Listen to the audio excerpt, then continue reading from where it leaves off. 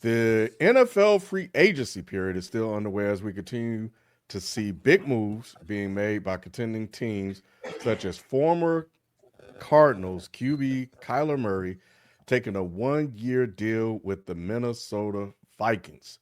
The Kansas City Chiefs trading with the New York Jets to acquire Justin Fields, and former Bengals edge rusher Trey Hendrickson signing with the division rival the Baltimore Ravens. What do y'all think of these recent moves, and will they move the needle for either team? Well, I think the K9 situation with Kansas City moves the needle more than whoever it is that you said that they just signed, Justin Fields or whoever that is. I think K9 to the Chiefs is a big upgrade. They haven't had a consistent run game. And here's the thing: no shot, no jabs to Pacheco. I like Pacheco. He's definitely a hard runner, but he's not really a game breaker. And we've seen K9 to be that. I don't know if you guys saw the what he was saying in terms of sharing the rock with Charbonnet, but I thought I think that's twofold because I think most teams in the NFL right now they're running two back systems for a reason, and I think K9 he is a little injury prone. I think having Zach Charbonnet allowed him to be healthy when they needed him most. So I think that's interesting because I think I don't know if they're going to draft a running back, but I think that they will have another running back there, and I think K9 is still going to be splitting reps. I like Trey Hendrickson to the Ravens. Does it make them that much more formidable? I don't know. Because I don't really think it's really on the defense like that. I think it's on Lamar and making the plays when they need to make them. And I know I'm oversimplifying that, but I really feel that that's been the Achilles heel of this Ravens squad under Lamar Jackson.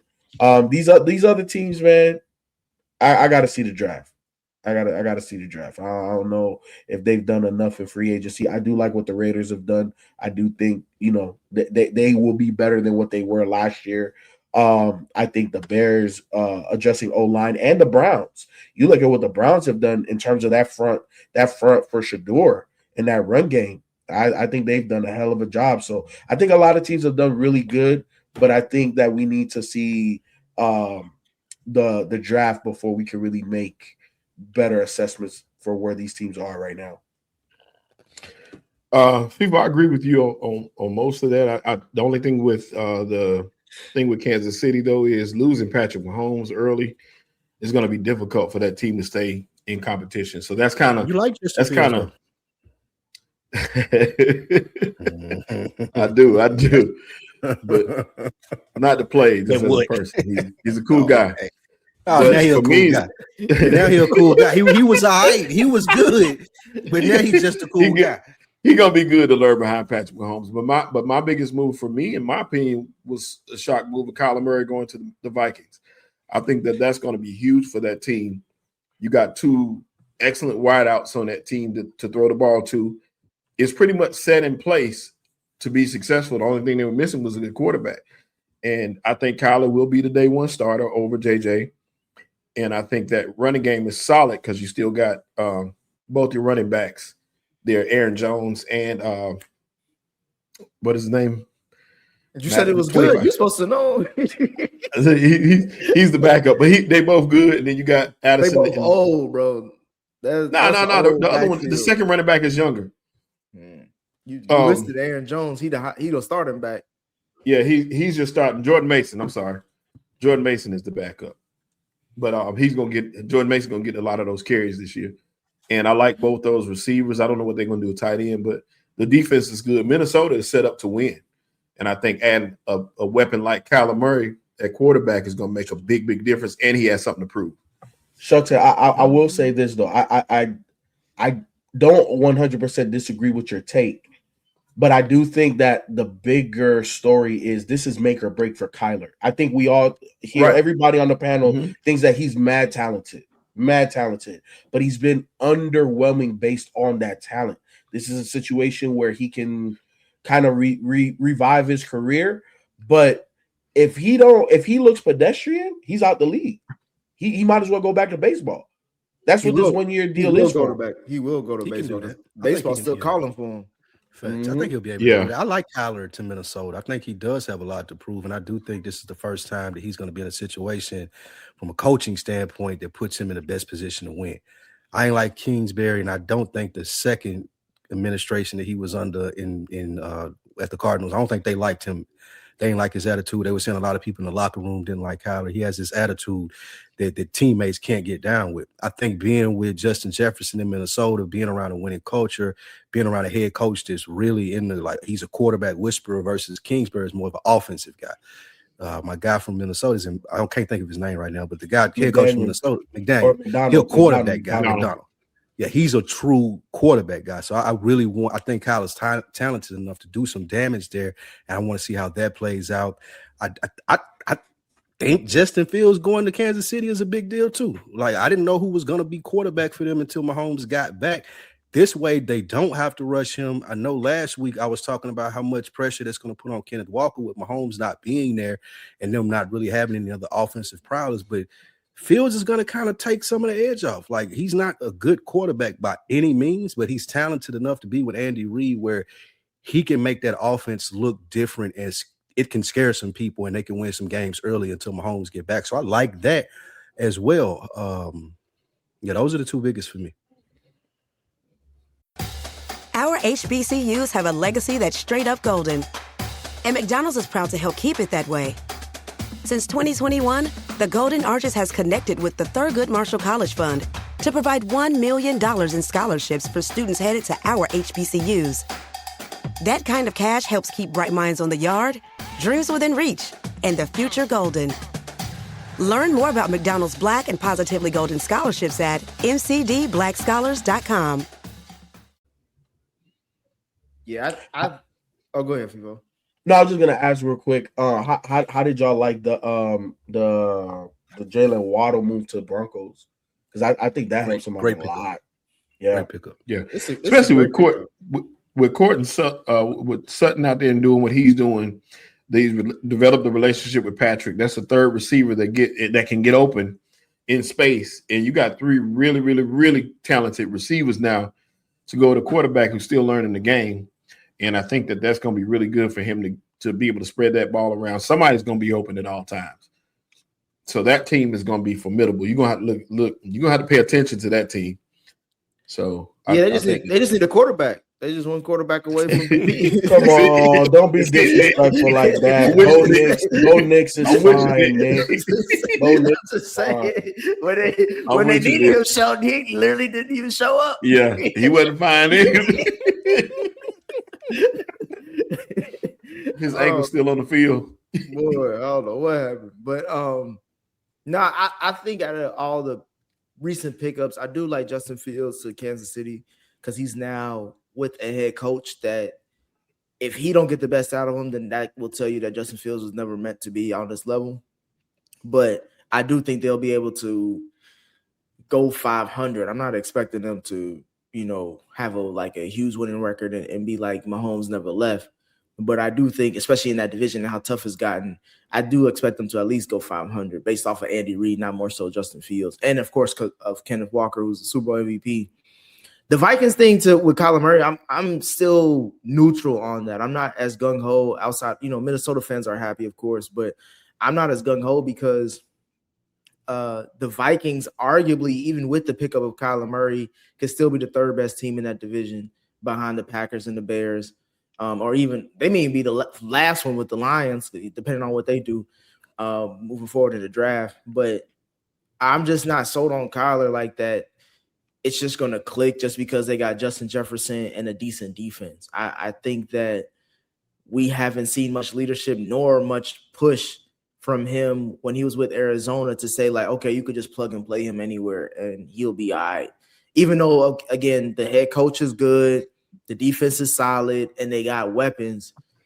We've just seen paper championships a lot when it comes to the NFL over the last few seasons. So to me, until I see it, I'm not really going to be crazy over it. And I think the Packers are still the best team overall in that division when it comes to experience and talent.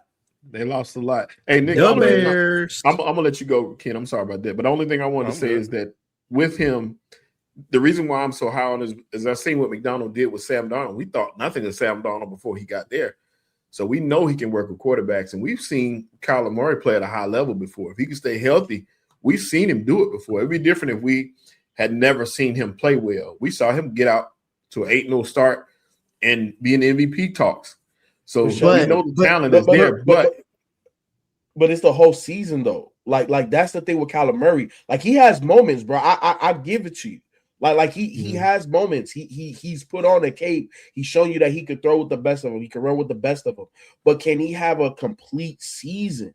Like he has not had one complete season yet. No, he hadn't. He normally it's something. It's either his arm, he tore his leg up. He's always been playing well, and some type of injury has knocked him down.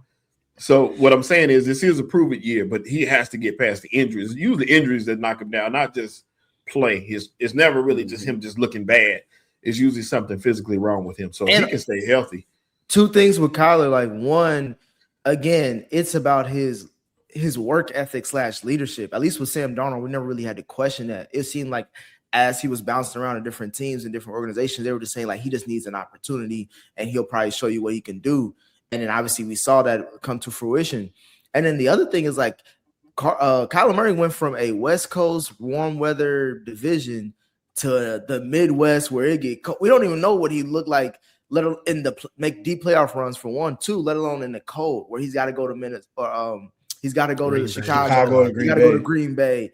Luckily, obviously, the Lions and the Vikings are dome teams, but still, you're most likely going to play Chicago and Green Bay deep in the postseason, at least to get that division crown. So, I haven't seen him in these situations at this stage of his career to say, like, I trust him fully, and I think they're going to be the darlings of this division. Who you got, Ken? I don't know, man. Kyler's had his opportunities. I think going to Minnesota, it is his last shot, but I think I'm with Nick in terms of his leadership. There have been plenty of reports of him playing Call of Duty and not playing the game or learning the game. You're not Vic, bro. Vic was talented enough to get out there and not put his playbook in the car, walk off, and do nothing throughout the whole week and get on the field and show out. It only got him so far, but Vic had that sort of talent. Kyler, you don't have that sort of talent. He's going to go to baseball. That's going to be his next move. If this coach that we've seen take a guy like Sam Darnold and turn him into a prospect and utilize the strengths of him and nullify the weaknesses, then if he can't get it done with this guy in Minnesota, then it's a wrap for him. I think the bigger story for me is, of course, J.J. McCarthy. Like, clearly, Kyler is insurance for J.J. McCarthy. So it's less about Kyler and what he can and will do, and it's more about what J.J. may not be able to do if they're going to get a guy like this. You don't bring in Kyler Murray if you're comfortable with J.J. McCarthy as your quarterback. So as far as the rest of the moves, Justin Fields, he's just there to run around on the field. He's good enough to do that. And Trey Hendrickson, I think it's a good plan B to losing Max Crosby. So that'll work out for them. They still have their pick. So overall, it's a good pivot for them. And I guess who we see trying to get Max Crosby? Was somebody trying to get him? The Bears are in the running. Yeah. The Eagles talking about trading AJ Brown for him. No, that's not gonna happen. They're gonna trade AJ Brown, but not for him. That's what I saw. Yeah, why you say that ain't gonna happen? Y'all don't need not Max for Crosby? him. They're not.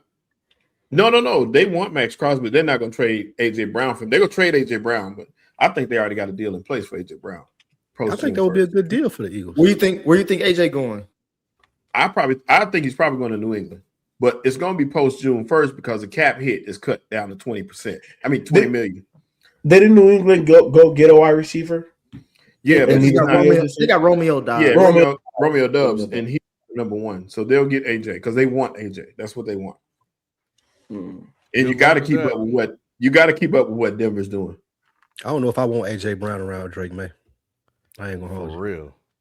I don't want that if I'm the Patriots. I think the locker room. I they think the love locker room AJ. is solid. I think the locker And room is AJ, solid. yeah. So, Who loves hold AJ? on. So the Patriots are Who trying to loves do AJ? Why? Stephon. Wait, hold on. So the Patriots are trying to do Stephon. Stephon is Hey, cut. Stephon is done. Oh, they cut him. Yeah, they cut him. Yeah. Okay, I didn't see that. Okay, bet. Yeah. Yeah, I'm not Stephon bringing AJ Brown around my young quarterback that just went to the Super Bowl last year. I'm not doing They that. can. He don't even they show can, respect Lou. to somebody that got an MVP and won a Super Bowl. So you gonna think he gonna come in and respect Drake, man? I don't see that. It wasn't a him and Jalen issue like they try to make it out to be. He was actually a good leader in that locker room. What? Who? It wasn't an AJ and Jalen issue as much as it was an AJ and leadership issue. AJ had a bigger issue with Sirianni than he did with anybody else. How often do you fly to Philly, bro? Because it sounds like you in that locker room, my boy. He know he ain't telling the truth. That ain't true. Like the reason that he beefing with Jalen is because Jalen can't play the position like he wanted to get him the ball. So yeah, the beef is with Jalen. It's with him. That ain't it. That ain't it. And I did hear another team I forgot to mention on mine was the Panthers. The Panthers have been making some quietly some good moves. They signed Jalen Phillips, which was the top defensive end in free agency. They signed Devin Lloyd, the top linebacker in free agency. Devin Lloyd in Jacksonville was balling. What they doing running? Yeah, he was balling so much they let him go. They couldn't afford to pay him, so that's why Nick he let him. Who they paying in Jacksonville? They let ETN go, and they about to. They had to let him go. They had no choice. Trade BTJ. What the Panthers doing at running back, Sheldon? Yeah, because you said they had a world beater last year, and they just let him go. So what's going on? No. The guy I said they kept him. He's still there. Chuba. But you was on Rico Dowdle, whatever his name is. I was called crazy because I picked Chuba.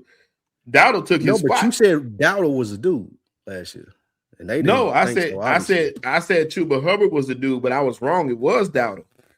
So they let Dowdle go, and they're gonna let Chuba have it. But I was wrong, but not about Dowdle. I was wrong about Hubbard. Deep down, Sheldon's still a Panthers fan. He just don't want to be a loser. He just don't want to be a loser. So yeah, no. Hey, that don't matter. I've been a Hornets fan and ain't never leaving. So I've been losing. I was a 1-15 Panther, so I don't care about that. But they signed another center, and they signed like 4 offensive linemen. That team quietly built around what they had, and they already had some success going in. So that's pretty good. They brought in John Mechie, who played with Young at Alabama. Mechie ain't shit.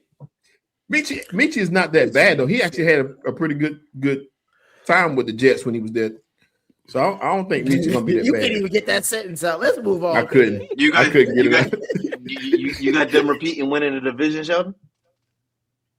The Panthers. Sorry, I do. Yeah, I was going to say I think so though. Doc. And the only reason I think so is because their coaching is solid, and they got some. Like I said, they got some dudes out there. And the biggest thing that they did was improve the offensive line, and that was what they needed to do. Now they need to figure out if Chuba is going to be the running back that I thought he could be. I thought he was a good running back, but like I said, keeping Dowdle would have meant more if I was them. But other than that, they're pretty solid across the board. They improved more than any other team in the division. Tampa Bay got weaker. Saints got better. Atlanta got weaker. So the thing about it is, back in the division. To be honest with you, how did the Falcons get weaker? Who's their quarterback? Yeah, that's the biggest thing. You don't really. Tua is going to be a quarterback. That's huge. But James Pierce is gone last year. And you lost Mooney. You lost your second receiver. And James Pierce gone. I just heard. Y'all didn't see they dropped them charges. They dropped the charges on Pierce. They dropped part of the charges. They dropped the police part of it. They ain't dropped the whole thing. Yeah, bro. All the shit. That's one. All that shit ain't getting dropped, nigga. No, Lou saying like everything else. Hold the ball. Hey, that's what I said. I was like, damn, they dropped all the charges. Lou sound like them niggas who been defending. I wasn't defending. I wasn't defending. No, don't do that. I wasn't defending him at all. I just seen Maybe probably a fake headline, but it was like they dropped the charges. But now that y'all saying they dropped the No. charges, That's real. They dropped I think the aggravated assault against the police part.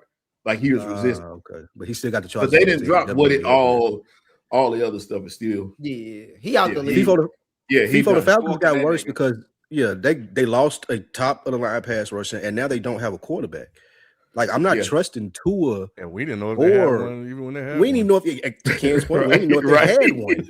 Nick So said now they you going into the season. Hey, you lost Darnell Moody too, who was your second receiver, and you lost your second running back in Algier, who played a big part. If I'm the Panthers, I feel like I'm the best team in the division. I still think the Falcons. Look, I'm not saying that the Falcons are going to have a better season. I just wanted to know how they got worse because, in my opinion, quarterback was always a question mark, right? Like it was a question mark when they got the white man that's rich as hell in terms of Kirk Cousins. I think it was a question mark with Penix, and I agree, it's still a question mark with Tua. Not saying that their second wide receiver, what's his name, Darnell Moody, isn't good, but I think he's replaceable in the draft. Right? Who's the pass rusher replace Pierce that they lost? James Pierce. James Pierce had a hell of a year. And they traded their first round pick. A lot of picks to get him too.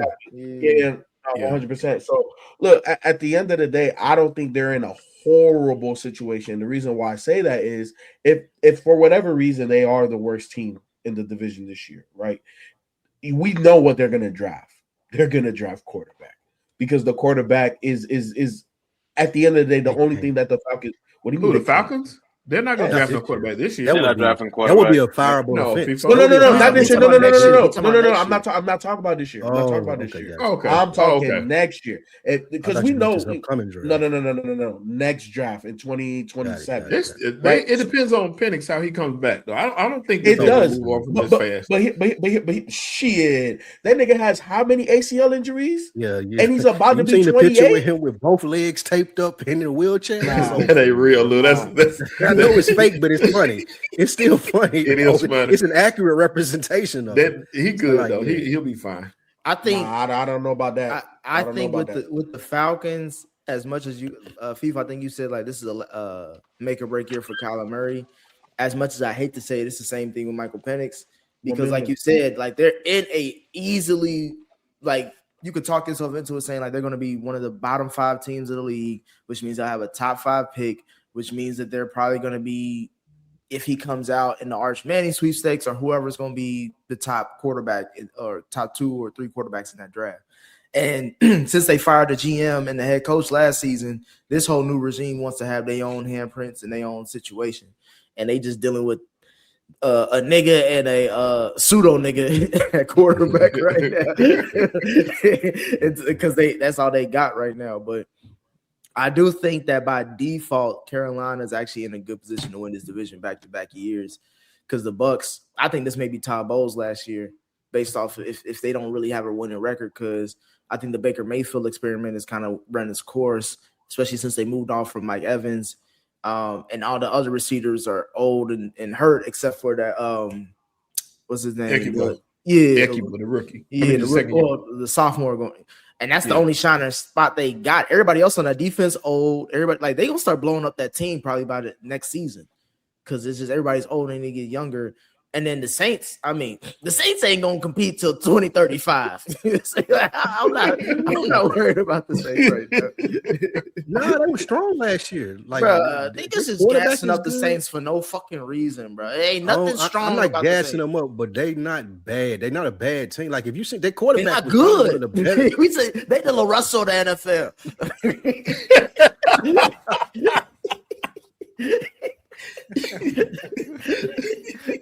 All right.